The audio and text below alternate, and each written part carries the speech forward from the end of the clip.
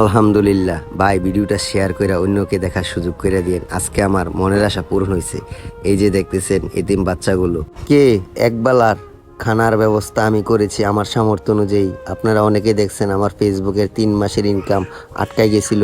এই ইনকামটার আশায় আমি ছেড়ে দিয়েছিলাম। যখন আমি ইনকামটা হাতে পাই তখনই আমি নিয়ত করছিলাম, আল্লাহ আমাকে ওইরকম সামর্থ্য দিও আমি যেন এই এতিম বাচ্চাগুলোর একবেলার খানার ব্যবস্থা করতে পারি। যাই হোক, আলহামদুলিল্লাহ, আল্লাহর কাছে লাখ লাখ শুক্রিয়া আদায় করি আমি আমার কথা রাখতে পারছি।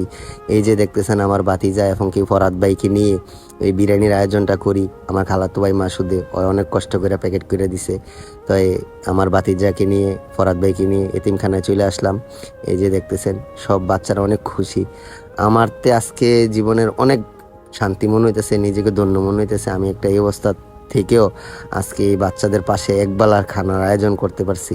আল্লাহর কাছে লাখ লাখ শুক্রিয়া আদায় করি, সবার জন্য দোয়া করি। আল্লাহ যেন সবাইকে ভালো রাখে। সবাই আমার জন্য দোয়া করবেন, আমি যেন সামনে এই বাচ্চাগুলোকে ভালোভাবে চাইতে পারি, ভালো কিছু দিতে পারি।